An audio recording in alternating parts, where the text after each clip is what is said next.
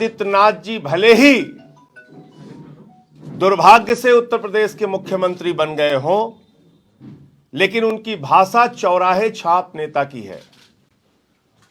वो एक चौराहे छाप नेता की भाषा बोल रहे हैं। एक चुने हुए मुख्यमंत्री के लिए ऐसे शब्दों का इस्तेमाल कर रहे हैं।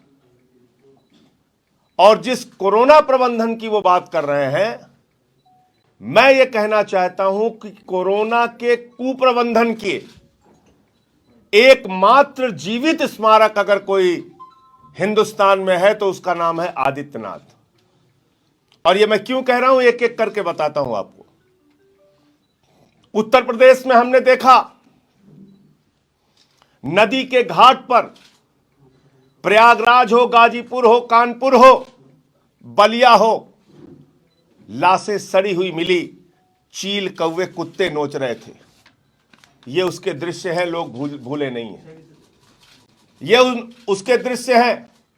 ये कोरोना कुप्रबंधन के दृश्य हैं। लोगों को ऑक्सीजन नसीब नहीं हुआ, लोगों को दवाएं नसीब नहीं हुई, लोगों को बेड नसीब नहीं हुआ, यहां तक कि शमशान में लकड़ियां नसीब नहीं हुई। और उत्तर प्रदेश का पत्रकार, मीडिया जगत, उत्तर प्रदेश की जनता नहीं भूली है। जजों तक को ऑक्सीजन नसीब नहीं हुई। आगरा की वो घटना जिसमें एक पत्नी, एक बेबस पत्नी अपने पति को मुंह से ऑक्सीजन देने की कोशिश कर रही थी, वो तस्वीरें पूरी दुनिया में वायरल हुई। चील, कौवे, कुत्ते नोच रहे थे लाशों को, पूरी दुनिया ने देखा। लोग भूले नहीं हैं। कोरोना के कुप्रबंधन की हालत यह थी कि उत्तर प्रदेश के अंदर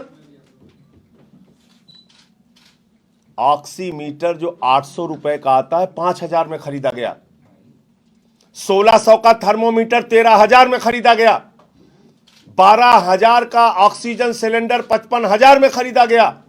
8 लाख का बच्चों के लिए इस्तेमाल होने वाला वेंटिलेटर 22 लाख में खरीदा गया।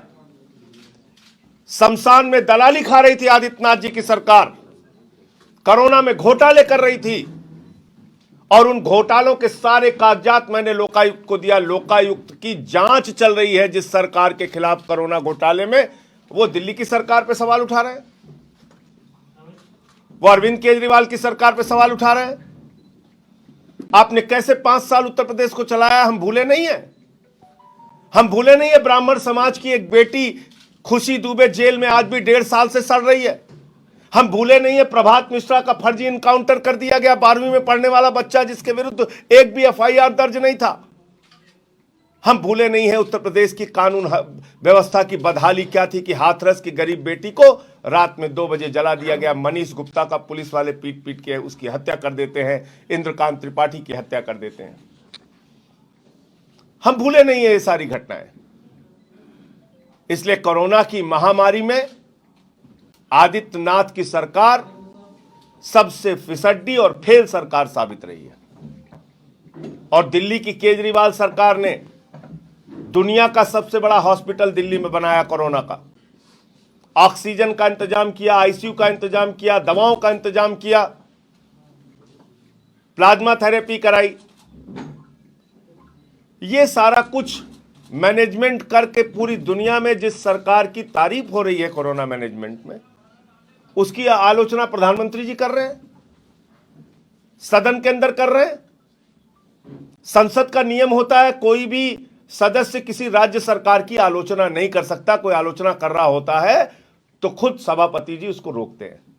और हमारे देश के प्रधानमंत्री सदन के उन नियमों की धज्जियां उड़ा रहे हैं। एक राज्य सरकार की आलोचना अपनी राजनीति के लिए कर रहे हैं। मैं पूछना चाहता हूं प्रधानमंत्री जी, आप कहां थे कोरोना के काल में? कोरोना की महामारी में जब लाखों लोग मर रहे थे, जब उनको ऑक्सीजन नसीब नहीं हो रही थी, नदी के घाट पे लाशें पड़ी हुई थी, आप कहां थे? आपको मैं याद दिलाता हूं, आप बंगाल के चुनाव प्रचार में थे और आप भाषण दे रहे थे। पीछे तक, पीछे तक, पीछे पीछे तक सिर्फ लोग ही लोग नजर आ रहे हैं। आप लाखों लोगों की भीड़ इकट्ठा करके कोरोना फैलाने वाले व्यक्तियों में आप थे।